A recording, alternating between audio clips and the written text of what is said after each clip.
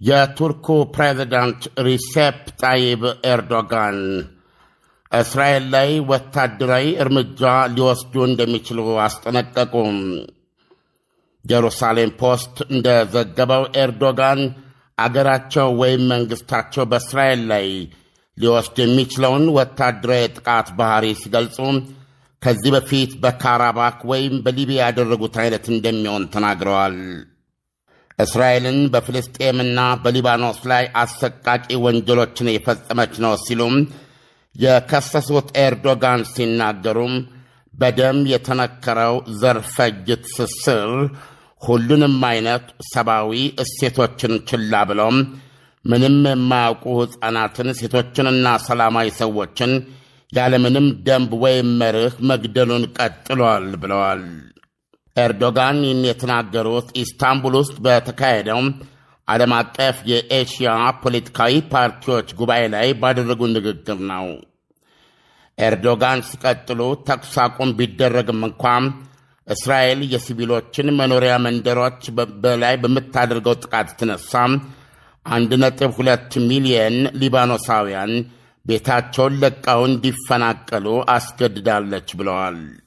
ፕሬዚደንቱ የማክሰኛውን የአሜሪካንን ምጽአታዊ የጥቃት ዛቻ ያስቀረው የፓኪስታን ጣልቃ ገብነት አሁን በመከበር ላይ ያለው ተኩስ አቁም ሊባኖስን እንዲጨምር የሚያካትት ቢሆንም አሜሪካና እስራኤል ግን እንደዚህ አልተባለም በሚል ሳይቀበሉ ቀርተዋል ብለዋል። ኤርዶጋን በመቀጠል የእስራኤልን እርምጃ አረመኔያዊ ሲሉ የገለጹ ሲሆን በሽብርተኞች ላይ የሞት ፍርድ ተፈጻሚ እንዲሆን በእስራኤል ፓርላማ የጸደቀውን አወዛጋቢ ሕግ ለፍልስጤማውያን እስረኞች ብቻ ተለይቶ እየታለመ ነው ብለዋል።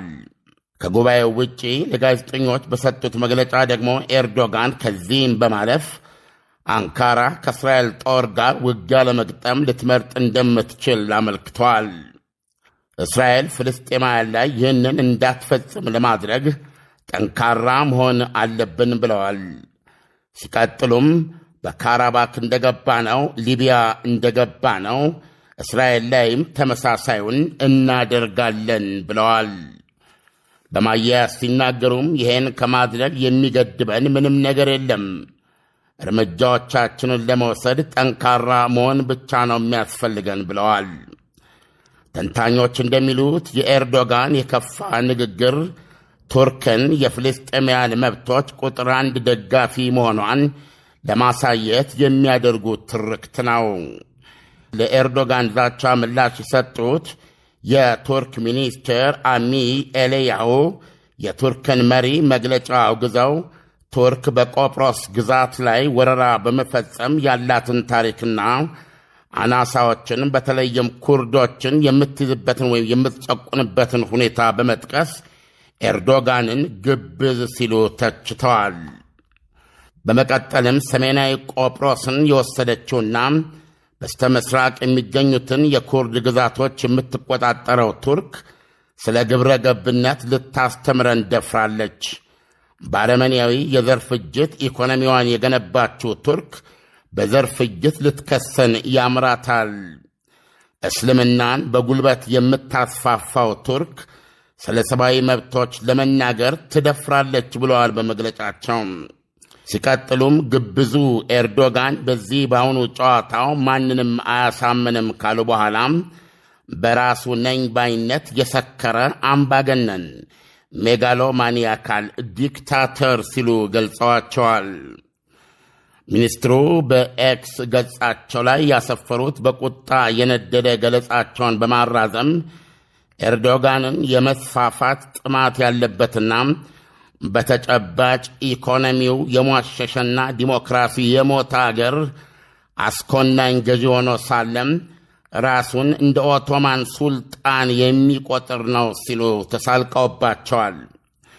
እስራኤል ከቱርክ ጋር ያላትን ዲፕሎማሲያዊ ግንኙነትም ሙሉ በሙሉ ጉዳዩ ለሀገሪቱ ፓርላማ ክኒሴት ቀርበው የግንኙነት ለአንዴና ለመጨረሻ ጊዜ መቋረጥ አለበት ብለዋል። ኤልያው ይህንን ምላሽ የሰጡት የኤክስ ገጽ መግለጫቸው ላይ በሰው ሰራሽ አእምሮ እየተዘጋጀ የሚመስል ጠቅላይ ሚኒስትር ቤንያሚን ኔታንያሁ በቤተ መቅደሱ ተራራ አናት ላይ ኢየሩሳሌም የእስራኤልን ሰንደቅ ዓላማ ሰቅሉና ኤርዶጋን ደግሞ ኔታንያሁ ጫማ ስር ተደፍተው የሚያሳይ ቪዲዮ ወይም ምስል ለቀዋል። እንደ ተንታኞች ፍቺ ምስሉም ኤርዶጋን ከዚህ በፊት ኢየሩሳሌም የቱርክ ናት ሲሉ የሰጡትን መግለጫ የሚጠቅስ ነው። ኢሳያስ፣ ይሄ ዜና ያልተጠበቀ አይደለም። በእኔ በኩል አዋዜን የሚከታተሉ አድማጮች በሚገባ መረዳት አላቸው ብዬ አስባለሁ። አሁን ያለው ይህ ጦርነት ጊዜ በወሰደ ቁጥር አሁን ለምሳሌ እያየን ያለ ነው። ሁላችንም ይህ ጦርነት ከመጀመሩ ጦርነቱን አሜሪካና እስራኤል ቢጀምሩት ሊኖር ወይም ሊፈጠር ይችላል ብለን ካመን ነው ሲሰጡ ከቆዩት ትንታኔዎች አንጻር አብሮ የማየት ያልተጠበቀ መሆኑ ግልጽ ነው። ስለዚህ ይህ ጦርነት አሁን ባለው መልኩ መቀጠሉ ሌሎች ሀገራትም እዚህ ጦርነት ውስጥ ለመግባት ፈራተባ እንዲሉ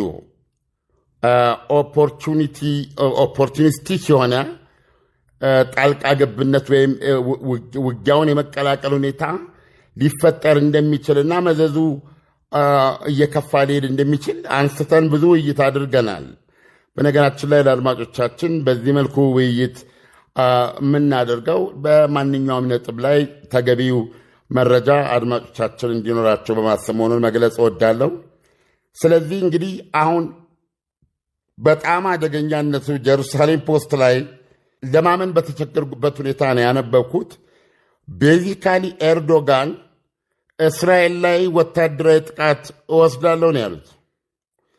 ይሄ በራሱ ጦርነት የማፈንዳት አቅም አለው። ኢሳያስ፣ ይሄን ማለታቸው ብቻውን ጦርነት ሊያስነሳ ይችላል። እኚህ ሰው የቱርክ ፕሬዚደንት ናቸው። የቱርክ ፕሬዚደንት የሀገሪቱ ጦር ኃይሎች አዛዥም ናቸው። የቱርክ ፕሬዚደንት እስራኤል ላይ ከዚህ በፊት ካራባክ የሚሉት በዚህ በአዘርባይጃንና በአርሜኒያ መካከል ካራባክ የምትባል ግዛት ነበረች። በሁለቱ መካከል አርሜኒያኖች እጅ ነበረች እና አዘርባይጃኖች መጨረሻ ላይ አስለቀቀው በቁጥጥራቸው ስር አድርገዋታል። በአርሜኒያ በኩል የነበረችው ተሳስቼ እንዳይሆን አድማጮች አርሙኛል፣ አርሜኒያ ነው አገሩ። ራሽያ ነች በሁለቱ ሀገሮች መካከል ሚዛን ጠባቂ የነበረችውና በተለይ አርሜኒያ አለኝ የምትላት ወገን በደጋፊነት አንጻር ራሽያ ነበረች እና ይህ አሁን መጨረሻ ላይ ያደረጉት ጦርነት ላይ ናጎርኖ ካራባክ የሚባለው ማለት ነው ውዝግብ ያለው መሬት ነው እና ሁለቱም የይገባኛል ጥያቄ የሚያነሱበት ነበረ። ቱርክ አዘርባይጃን ሙስሊም ሀገር ናት። ከአዘርባይጃን ጎን በመሰለፍ አርሜኒያ ክርስቲያን ሀገር ናት። በነገራችን ላይ ይሄን የምልበት ምክንያት ለግንዛቤ ነው ኢሳያስ። እና የቱርክ አስተዋጽኦ በዛ ጦርነት ላይ ቁልፍ ነበረ። በተለይ የቱርክ የሚባሉት እነዚህ ሰው አልባዎች ድሮንስ፣ የቱርክ ድሮኖች በጦርነቱ ላይ ትልቅ ሚና መጫወታቸው በወቅቱ በሰፊው የተዘገበ ነው እና መጨረሻ ላይም በሚገርም ሁኔታ ቦታውን አዘርባይጃን ሙሉ በሙሉ አስለቀቃ፣ አርሜኒያ ባዶ እጇን አካባቢውን ለቃ ለመውጣት ተገዳለች። የአርሜኒያ ላይ የቀደመው የተለያየ ህዝቡ ተፈናቅሏል ማለት ነው እና እንደውም በወቅቱ የተባለው የራሽያ መዳከም አንዱ ማሳያ ነው የተደረገው።